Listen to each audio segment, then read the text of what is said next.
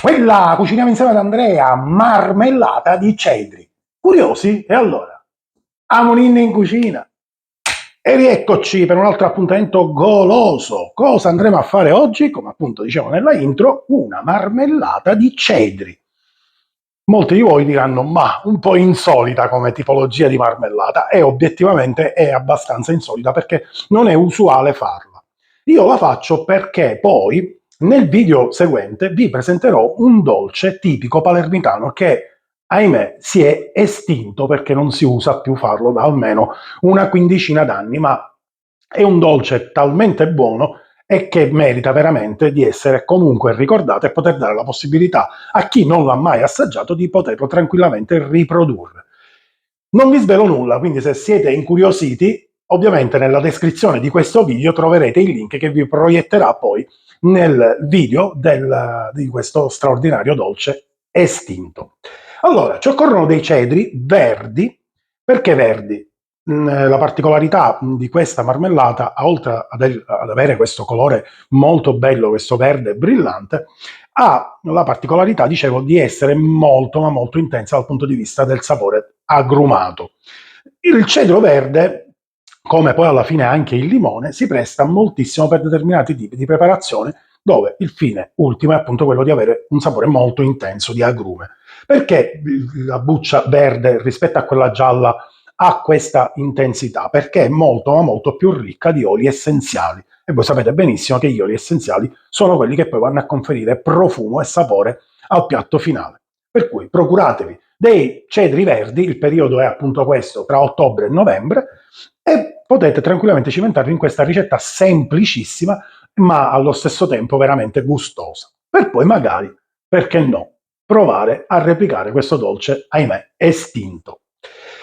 Qualcuno mi dirà, ma chi sta facendo con stuzzicadente? E ve lo spiego subito. Faccio dei fori ai nostri cedri in ordine sparso, e già il profumo che esce è indescrivibile, e poi questi cedri, prima di essere lavorati e trasformati appunto in marmellata, verranno messi all'interno di una bowl piena piena di acqua, totalmente appunto immersi e fatti riposare per 24 ore. A cosa serve questa operazione? Che credetemi può sembrare superflua, ma non lo è affatto.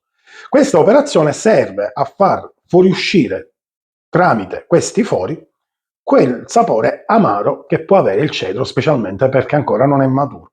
Questi straordinari cedri che stanno inebriando tutta quanta la mia cucina dal profumo intensissimo che hanno, me li ha donati una mia carissima amica, la quale ovviamente ringrazio di cuore, Sara Conigliaro, che ha un appezzamento di terreno nella famosa Valle dei Colli di Palermo. La Valle dei Colli, l'ho già spiegato in un video precedente, è quella località che ormai purtroppo è piena di condomini, ma che nell'inizio 800 i nobili palermitani, dove amavano appunto trascorrere le vacanze estive.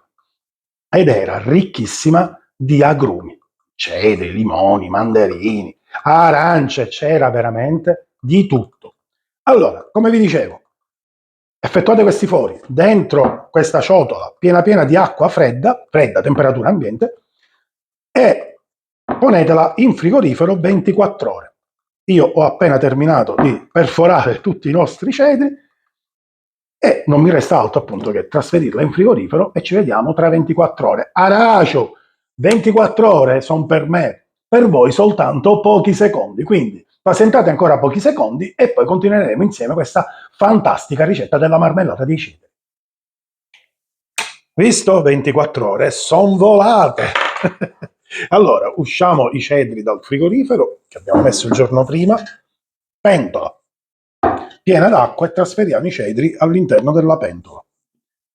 Devono totalmente essere ricoperti d'acqua. Trasferiamo la pentola sul fuoco, accendiamo e dal momento in cui inizia a bollire 20 minuti e spegniamo. Adesso girate da questa parte così vedete meglio tutto da vicino. Ok, stanno iniziando a bollire, da questo momento in poi 20 minuti e li togliamo dall'acqua. Perfetto, trascorso il tempo, li abbiamo scolati, messi in acqua fredda giusto per farli raffreddare e adesso li andremo a lavorare. Come li lavoreremo? Togliamo la parte, ovviamente, quella al quale ci è attaccato il picciuolo. Poi li apriamo in 4, quindi tolta la parte vegetativa, prima in 2 e poi altri 2, in totale 4. E sono bravo in matematica. Fatta questa operazione adesso, allora la prima cosa che andremo a fare è togliere la parte centrale, questa qui, è la parte più coriacea e anche la più tendente a dare poi un amaro. Sinceriamoci se all'interno ci sono dei semini ed eventualmente man mano che andiamo tagliando le fettine di cedro li andremo ad eliminare. Adesso facciamo delle fettine sottili.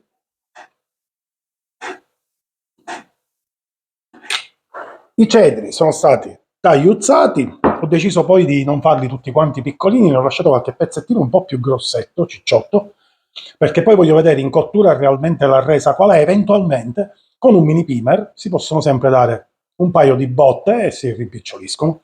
In un tegame adesso preparo uno sciroppo di zucchero, mettendo semplicemente lo zucchero e un po' di acqua, lo porto sul fuoco molto dolce e preparo questo sciroppo. Molti si chiederanno: ma perché hai fatto bollire i cedri interi prima di fare tutta questa preparazione, quindi la marmellata? Questa è un'operazione che si fa perché io sto lavorando con tutta la scorza e tutta la parte bianca del cedro, la pappa. Questo comporta che se lo dovessimo lavorare in maniera normale, quindi senza fare tutti questi procedimenti, partendo dai bucherellini fatti con lo stecchino, facendo trascorrere in acqua fredda 24 ore in frigo, e poi portandola in ebollizione per 20 minuti, massimo 30, otterremmo una marmellata parecchio amara. In questo modo fa sì che tutto l'amaro che c'è all'interno del cedro viene disperso nell'acqua e quindi poi dobbiamo ottenere una marmellata veramente al bacio. Fatta questa dovuta precisazione, adesso sciroppo di zucchero. Venite da questa parte. Zucchero, acqua e otterremo uno sciroppo. Fuoco dolce e facciamo sciogliere lentamente. Ok, ottenuto questo sciroppo di zucchero abbastanza denso, quindi è cremoso, trasferiamo il cedro al suo interno.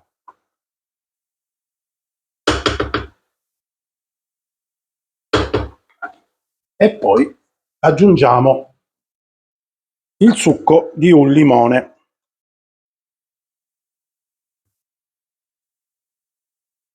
Mescoliamo per bene, facciamo andare il succo di limone in ogni parte, andate schiumando. Si forma un po' di schiuma nei bordi e al centro. Adesso che siamo a poco più di metà cottura, volendo, avete visto ho lasciato dei pezzettini un po' più grossi, vado giù con un po' di mini primer. Occhio a non scottarvi. Dopo un'oretta e un quarto la marmellata è bella e che è pronta. Togliamola dal fuoco, facciamola riposare una decina di minuti e iniziamo il travaso. Ed eccoci qua, ancora calda, la mettiamo, la travasiamo in barattoli sterilizzati, mi raccomando possibilmente tiepidi per evitare che magari si spacchino con lo shock termico. Lasciamo un centimetro e mezzo dal bordo e poi tappiamoli per bene. Una volta tappati li capovolgiamo e li facciamo raffreddare a testa in giù, possibilmente magari coperti anche da un canovaccio. Facciamo trascorrere 2 giorni. Sono trascorsi 2 giorni ed ecco qua la nostra marmellata di cedro. Adesso non ci resta altro che aprirla e assaggiarla. Sottovuoto perfetto, profumo inebriante.